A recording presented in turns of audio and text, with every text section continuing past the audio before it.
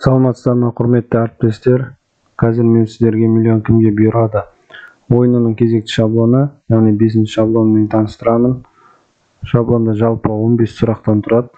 Бірінші ойынды бастауда қалай басталатынын бәрін көрсетіп өтейін. Бірінші титульный бет, одан кейін тағы да бір титульный беті бар, қалай не бар екен көрсететін. И ары қарай қазір бірінші ойынды мысал ретінде мен қойып қойдым сұрақтарды, солармен көрсетейін. Одан кейін қалай сіздер осыны жүктеп алып, қалай жасайтынын көрсететін боламын. Бірінші ойынды бастаймыз.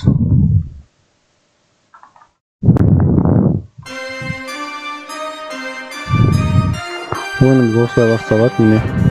Ойынның басталуы осылай. Дауыс осындай музыкамен өзінің есімен мен қазір тез өткізіп жіберейін. Жай басталады негізі. Өткіздім, одан кейін бізде не бар, соларды көрсетті. 50, 100, 10 мың, одан кейін 15 мың, 50 бар. Одан кейін жаңа досыңа қоңырау деген бар. Одан кейін залдың көмегі. Енді ойынды бастау деген батырмаға басамыз. Бізде бірінші сұрақ шықты. Табиғи каучуктың мономері дейді. Бутадиен, бутан, пропан, бутин. Яғни жаңа тест сұрағым, бізде кәдімгі тест содағы сұрақтар. Енді бірінші мен мысал ретінде көрсеткендіктен мыналардың біз қалай пайдаланатынын көрсетейін. 50-50 мысалы. Бір рет басам.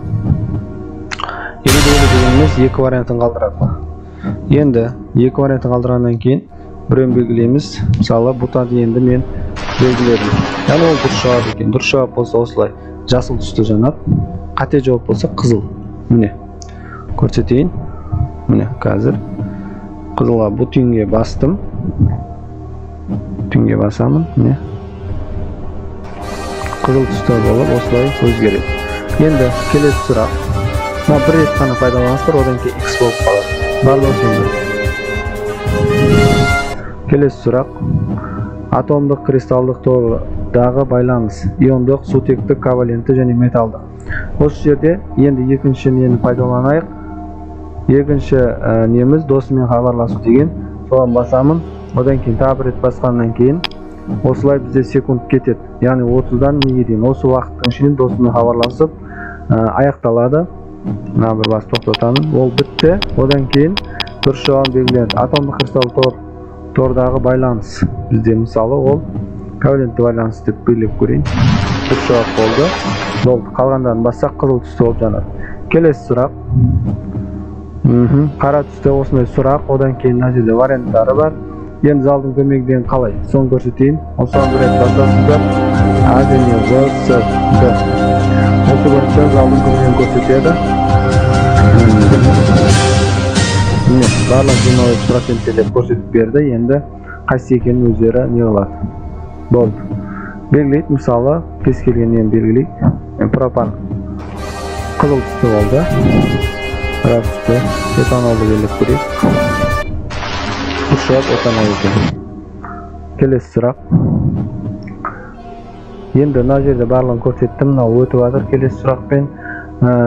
Енді осы шаблонды қалай істеу керегін мен сіздерге қазір көрсетіп өтейін. Ол үшін мынау мысал ретінде жасағаным. Мен комментарий бөліміне өтіп, осы шаблон жүктеп аласыздар. Бұл жерде тек қана мен сұрақты жазыңыз, сосын дұрыс жауап және қате жауап деген варианттарды қойдым. Дұрыс жауапқа дұрыс жауап, қате жауап жазып шығасыздар. 15 сұрақты тек қана сұрағын, сосын дұрыс жауап, қате жауабын жазып шығасыздар.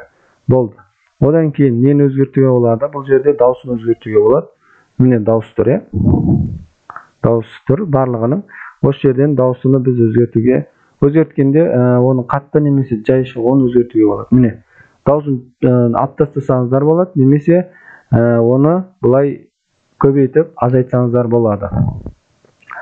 Одан кейін тағы да сұрақтарын жазып, варианттарын жазуды түсініп алдыңыздар. Мыналарды өзгертпейміз қалғандарын. Оларды өзгертуге болмайды. Жалпы шаблонның саны 18-ден тұрады. Ең соңында назарларыңызға рахметпен бір рет бассаңыздар аяқталады. Осымен мен қазір миллион шаблонның обзоры аяқталды. Осы шаблон жүктеп алыңыздар, ашық сабаққа пайдаланыңыздар, немесе кез келген өзіңіздің сабағыңызды қызықты өткізу үшін осындай әдемі шаблондарды пайдаланыңыздар. Менің YouTube каналымда бұдан да басқа миллионның поле чудес Teң 5 türlü. Yani қазір осы вакытка дейін енді 5 видео болды, 5-5тен болды. Миллион 5 және Polchidus 5 болды. Солардан әр қайсысы әр түрлі функциялары бар. Мына бізде миллионның барлық функциясы бар, мысалы. Мына жерде 3 функциясы да бар. Осылардан пайдалануға болады, осыны өзгертуге болады. Мен жаңа тура көрсеткенімдей барлығы істейді. Мынаны мен бір рет көрсете салайын, қалай істейтінін. Мынаны ашып көрсетейін. Міне. Тура осының өзін аштым. Міне дауысы бар, барлығы істеп тұр. Осы жерден біреуін пайдаланып көрейік, 50-50 пайдаланып көрейік. Міне. Дұрыс жауап, қате жауапты қалдырды, Одан кейін дұрыс жауапқа басамын. Міне мен жаңа айтқанда жасыл түсті болады, болды.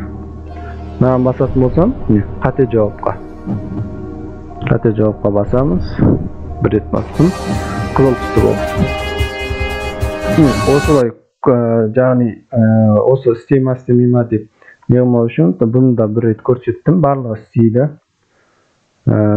Осыны жүктеп алыңыздар, сабақтарыңызда пайдаланыңыздар. Назарларыңызға рахмет.